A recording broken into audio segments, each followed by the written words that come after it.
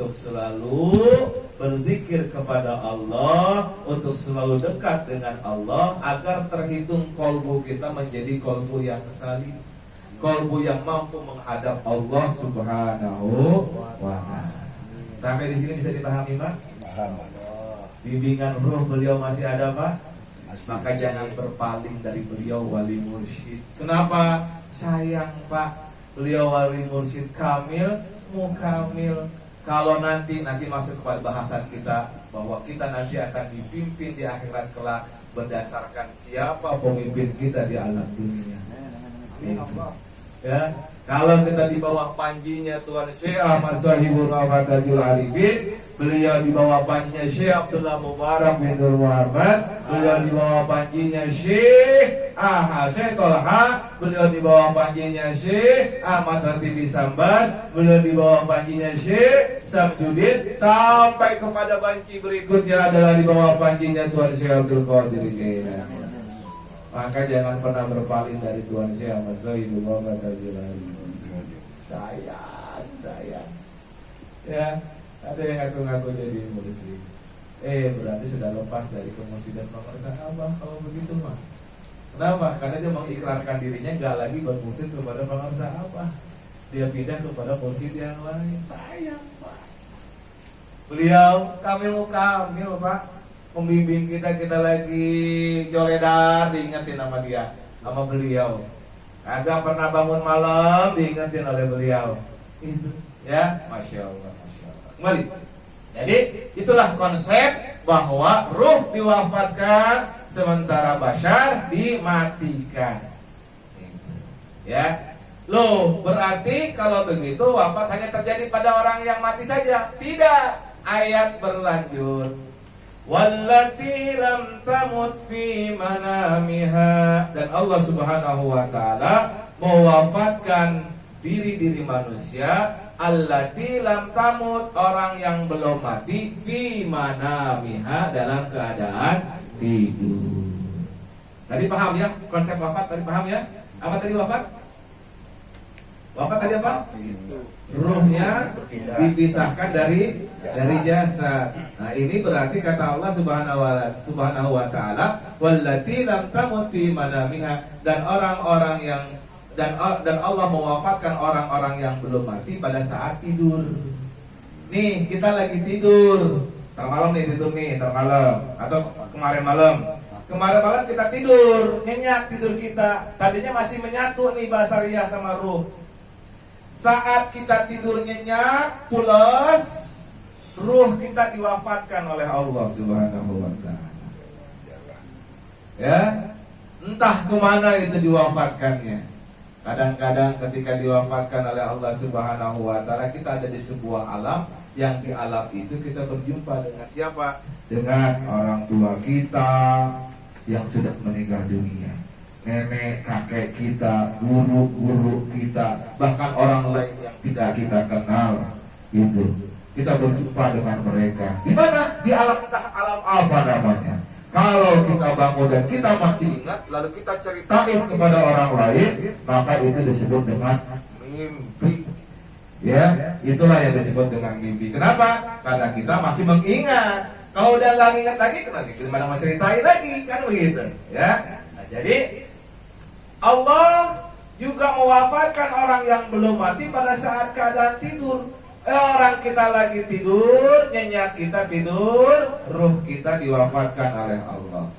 Nah, yang sesungguhnya kita ini yang ruh. Sesungguhnya Kang Mita ini ketika kemarin malam tidur, itu ruhnya diwafatkan oleh Allah. Sementara yang di atas tempat tidur itu cangkangnya doang. Casing kayak handphone, casingnya doang. Nyawanya handphone apaan? Pulsa. Kalau sekarang kalau main internet, nyawanya internet apa? Data, wifi, kan begitu ya, gitu. Ya. Kembali. Jadi yang kita tidur nyenyak itu cangkangnya doang. Sementara kitanya lagi kemana-mana. Tapi konsep ruh diwafatkan ketika mati dengan ketika orang dalam keadaan tidur beda. kalau dalam keadaan mati dia dia semuanya kembali kepada Allah Subhanahu wa taala, sementara dalam keadaan tidur itu kayak masih ada yang nempel ke badan. Maka orang yang diwafatkan dalam keadaan tidur digeyang-geyang oleh kita, dibangun oleh kita, cepat balik ruhnya. Ya, kayak sekarang nih, udah malam banget begini, udah ada yang mulai wafat. Nyundur ruhnya ke atas, sadar lagi, balik lagi.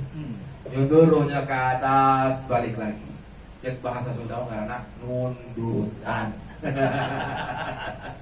Itu ya, udah mau nggak sadar balik lagi. Kenapa? Ruhnya balik lagi itu. Tapi kalau nggak sadar terus benar-benar wafat dia.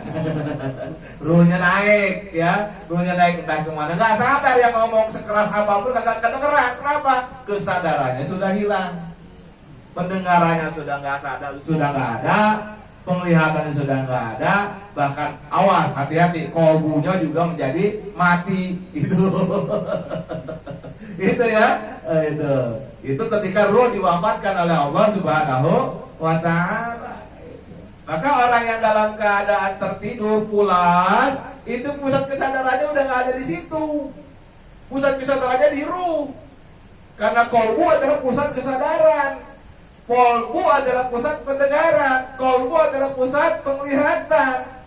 Mata yang memang dikasih di dalam diri, tapi yang bisa melihat sebenarnya siapa? Kolbu. Subhanallah. Di dalam keadaan tertidur diwafatkan oleh Allah Subhanahu wa ta'ala. Tapi juga ayatnya berlanjut, wa yumsikul lati qada 'alaihal maut. Dan Allah Subhanahu wa ta'ala menahan orang-orang yang tadi diwafatkan oleh Allah, ya. Ruhnya ditahan oleh Allah. Allati qada 'alaihal maut, ya. Yang pada saat itu qada 'alaihal maut, waktu matinya tiba.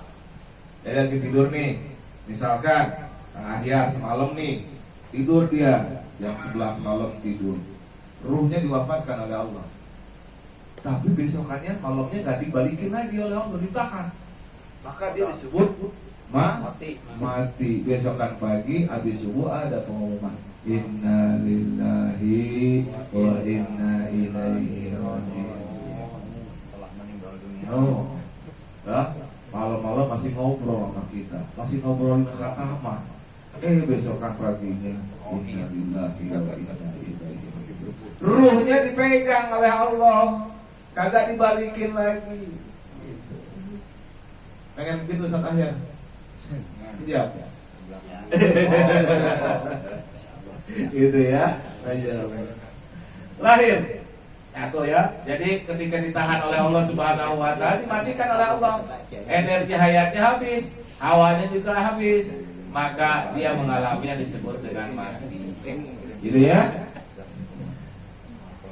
Wa yursilul ukhra ila ajalin musamma. Dan Allah Subhanahu wa ta'ala mengembalikan yang lainnya yang belum mati hingga batas tertentu.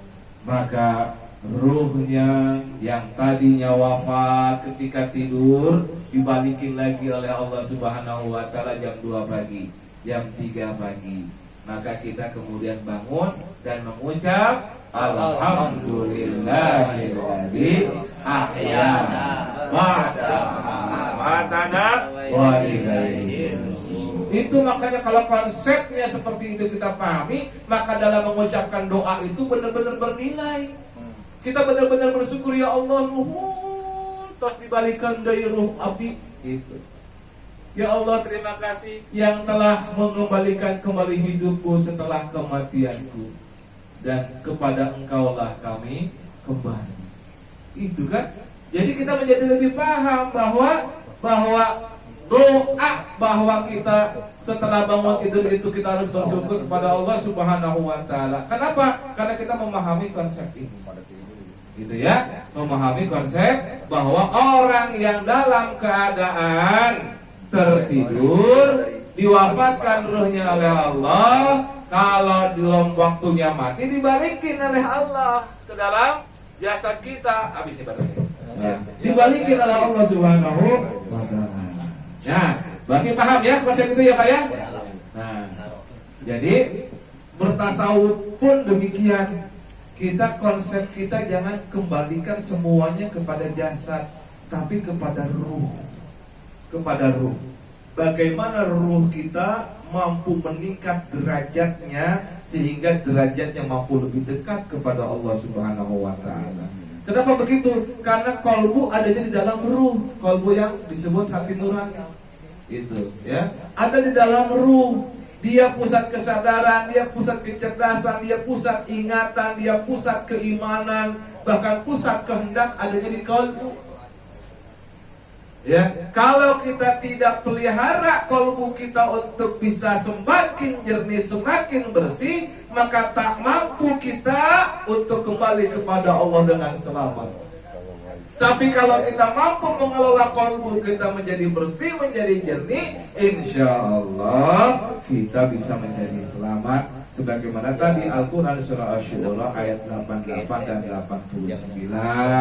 Insya Allah. Lanjut kan? Lanjut? Mau sampai jam berapa kita? Hah? Itu makan malamnya kasihan itu kalau nggak dimakan. Ya? Kita jam 10 lewat 6. Biasanya jam berapa selesainya? Selesainya. Ya? Ya. Lagi ya. Inilah yang sebagaimana diriwayatkan oleh Abu Hurairah. Dari beliau Abu Hurairah dari Rasulullah Muhammad sallallahu alaihi wasallam, Rasulullah sallallahu alaihi wasallam bersabda, "Qala idza kharajat ruhul mu'min talaqaha malakani yus'idaniha." Dia berkata, bila seorang mukmin dicabut nyawanya maka akan disambut oleh dua malaikat yang mengangkat dan membawanya ke atas. Hamad, sahabat Rasulullah berkata, qala Hamad, qad dakara min tibi rihiha wa dakarul misk. Disebutkan pula bahwa akan semerbak harumnya dan ia menyebutnya sebagaimana minyak misik, ya.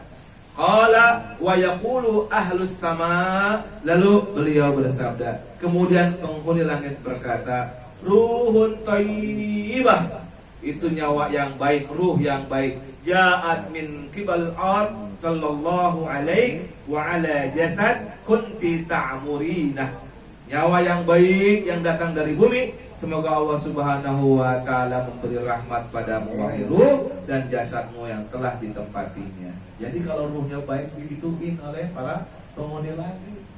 Sebaliknya kalau jelek, ayat talaku bihi ila rabbih azza wa jalla, tsumma yaqulu intaliqu bihi ila akhir ajal. Lalu tersebut menuju Tuhannya, lalu Allah berfirman, berangkatlah engkau menuju akhir ajal, maksudnya kepada alam barzah. Jadi kalau udah baik, langsung disuruh masuk ke alam barzah. Qala wa innal kafir idza kharajat ruhuhu qala Hammad wa dzakara minnat apa? Minnatniha wa dzakara la'nat. Rasulullah SAW bersabda, sesungguhnya orang kafir jika dicabut nyawanya, apa berkata, ia dikatakan busuknya dan menyebutkan sebagai kelaknatannya.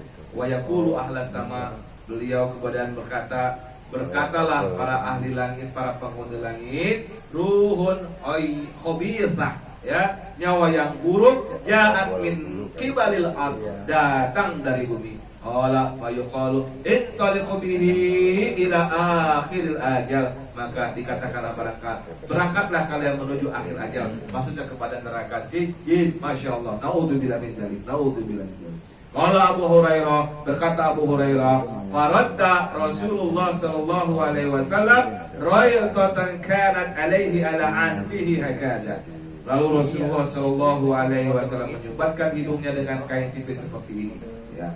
Jadi saking baunya, kalau orang kafir meninggal, kita mau digituin apa kagak? Kagak mau ya. Maka kita harus perbaiki kehidupan kita di alam dunia ini supaya kalbu kita bersih, kalbu kita jernih, ya. Masya Allah, masya Allah, masya Allah. Kembali. Jadi tadi ruh diwafatkan oleh Allah Subhanahu wa taala, jasad yang dimatikan. Dalam keadaan tidur kita, ruh diwafatkan oleh Allah Subhanahu wa taala. Ruh kita diwafatkan oleh Allah. Dan kemudian kalau kita ingat, mungkin perjalanan ruh kita bisa kita ceritain sama orang lain. Namanya mimpi. Kita lihat kisah Syekh Ahmad Kanji. Biasanya kalau Rabiul Akhir itu dikisahkan manaqib Tuan Syekh Abdul Qadir Jailani, kaitannya dengan Syekh Ahmad Kanji yang baru masuk tarekat Qadiriyah. Itu. Dapatnya ijazah tarekat Qadiriyah beliau dari mana? Ketika beliau dalam keadaan bermimpi. Berarti dibimbing oleh siapa? Dibimbing oleh Tuan Syekh Abdul Qadir Jailani. Dibimbing di mana? Di alam barzakh. Maka judulnya bimbingan barzakhi mursyid. Itu. Ya. Maka orang-orang yang kadang-kadang dalam keadaan tidur kemudian ketemu Syekh, ketemu dapat wirid-wirid tertentu, insya Allah itu benar. Ya. Apalagi kalau yang kita mimpin adalah Tuan Syekh Ahmad Sohibul Bapak Tajul Arifin. Insya Allah. Tapi jangan langsung ngaku, konsultasiin kepada wakil talqin. Itu ya. Jangan-jangan lagi mimpi diangkat wakil talqin oleh pengacara. Langsung hubung, gue wakil talqin. Bahaya itu. Harus konfirmasi kepada siapa? Kepada orang-orang dekatnya wali mursyid. Lalu itu secara keilmuannya gitu. Jangan mentang-mentang udah mimpi pengersa apa, dapat ilmu tertentu, ya, dapat wangsit tertentu, lalu kaku kita. Jangan dulu, konfirmasi dulu nih bener apa kagak. Ya. Orang Nabi Ibrahim alaihissalam aja konfirmasi, dia mimpi. Ya, mimpi pertama dia diam dulu, benar apa kagak ini? Benar dari Allah atau dari setan? Malam kedua mimpi yang sama. Sampai kalau ketiga mimpi yang sama juga, baru dia tanya. Ya, tanya sama orang yang dia mimpiin. Di situ ada anaknya yang ditugaskan untuk disembelih, sama dia mimpi juga. Dia konfirmasi juga sama istrinya. Anaknya karena anak soleh, dia yakin bahwa mimpi bapaknya adalah mimpi yang benar, ya. Maka anak yang soleh itu pasrah. Kalau itu perintah Allah Subhanahu Wa Taala, silakan ya Abi. Itu, ya. Itu mimpi siapa? Nabi Ibrahim alaihissalam. Itu konfirmasi setelah 3 kali mimpi yang sama. Nah, kita baru mimpi sekali, kemudian langsung pengumuman, wih gua wakil tadi. Gua mursyid. Jangan ya. Jangan itu. Lihat ngaca, kita ini udah sebaik apa, ya, amal baik kita udah berapa banyak, sedekah kita udah seperti apa, kita membantu umat udah seperti apa, udah bagus atau belum, baru kita bisa menyatakan diri kita baik. Tapi kalau baru sering belum bakal gitu ya, belum dulu gitu ya. Baik, kembali bahwa ruh orang-orang soleh itu diwafatkan. Gak hanya orang soleh saja, semua ruh manusia itu diwafatkan oleh Allah Subhanahu Wa Taala. Tapi untuk orang-orang tertentu, sebagaimana Al-Quran, A'udzubillahi minasyaitonirrajim, wala taqulu liman yuqtalu fi sabilillahi amwat bal ahya'un walakin la tashurun. Al-Baqarah 154. Dan janganlah kamu katakan terhadap orang-orang yang gugur di jalan Allah bahwa mereka itu mati.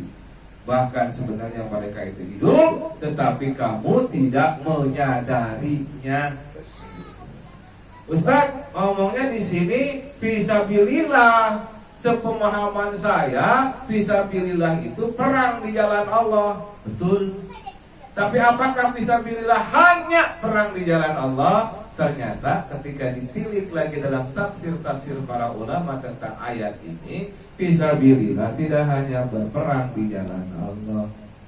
Orang-orang yang dalam keadaan di jalan Allah, kata Rasulullah SAW dalam sebuah momen, beliau bilang, kita hari ini sudah menyelesaikan perang kecil, tapi akan ada perang yang besar. Ya, padahal beliau itu baru saja menyelesaikan perang fisik yang luar biasa, perangnya besarnya itu luar biasa. Tapi dia nyatakan ini adalah perang kecil. Tapi ada lagi yang jihadul akbar, perang yang besar. Ditanya oleh para sahabat, apa ya Rasulullah jihadul akbar? Jihadul akbar itu adalah berperang melawan hawa nafsu. Ternyata orang yang berperang di jalan, yang berperang melawan hawa nafsu itu masuk dalam jihadul akbar, masuk dalam fisabilillah. Mana orang yang berperang di jalan untuk berperang melawan hawa nafsu? Mereka yang berjihad mencoba untuk mengekang al-hawa dalam dirinya supaya tidak mengkooptasi dirinya. Apa yang dilakukan oleh orang-orang yang sedang melakukan pensucian diri, itulah bagian dari jihadul akbar. Maka orang-orang yang dilatih zikir jahar, zikir khafi, itu sedang melakukan jihadul akbar, sedang melakukan perang besar, sedang melakukan fisabilillah. Dalam keadaan fisabilillah itu dia dimatikan oleh Allah Subhanahu wa taala. Wala taqulu liman yuqtalu fi sabilillahi amwat. Jangan katakan orang yang dalam keadaan gugur di jalan Allah itu mati. Bal ahya'un walakin la tash'urun.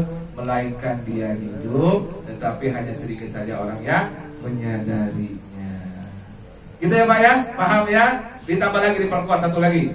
Ya. Wala tahsabanna alladziina qutilu fi sabilillahi amwata bal ahya'un 'inda rabbihim yurzaqun. Nih yang saya kasih tahu tadi di awal. Ya, bahwa janganlah kamu mengira bahwa orang-orang yang gugur di jalan Allah itu mati, bahkan mereka itu hidup di sisi Tuhannya dengan mendapatkan rezeki. Tetap dikasih rezeki, cuma rezekinya gak kayak kita di alam dunia. Rezekinya makan dan minum kalau kita kaya. Apalagi tidur nyaman, kita begitu kan? Ya, dapat istri yang cantik kan? Ya. Insya Allah Ustaz Ferry dalam waktu dekat akan dapat istri yang tidak. Ya, dia baru saja mendapatkan hidayah. Kenapa? Karena nikah itu adalah separuh agama. Kalau orang yang belum menjalankan nikah berarti belum menjalankan separuh agama. Nah, separuhnya belum. Nah, kalau sudah nikah berarti sudah menjalankan separuh agama. Kembali. Nah, jadi bahwa orang yang dalam keadaan sedang di ajaran Allah Subhanahu wa taala kemudian mati, maka dia itu tidak mati melainkan tetap hidup, bahkan diberikan rezeki oleh Allah Subhanahu wa taala. Maka dengan konsep ini kita menjadi paham bahwa bimbingan mursyid itu meskipun beliau sudah dimatikan basarnya oleh Allah, tetapi beliau selalu diberikan rezeki oleh Allah, yurzakun, bahkan bisa berkomunikasi dengan kita yang masih dalam keadaan itu. Ya, saya rasa cukup. Ya, mudah-mudahan bermanfaat. Yang hak datang dari Allah Subhanahu wa taala, yang keliru datang dari diri saya. Kalau mau ada pertanyaan boleh silakan 5 menit sampai 10 menit. Nanti aja pas sambil makan. Oke. Ada pengalaman ini. Udah pada gerok-gerok ya. Pengalaman. Demikian mudah-mudahan bermanfaat. Wallahu a'lam. Wassalamualaikum warahmatullahi wabarakatuh. Waalaikumsalam warahmatullahi wabarakatuh. Masih banyak sih sebenarnya slide ini masih panjang. Sampai subuh juga masih bisa. Pak Haji Tugimin Cuma menanya. kecapean saya. Enggak. Selamat hari Yasin.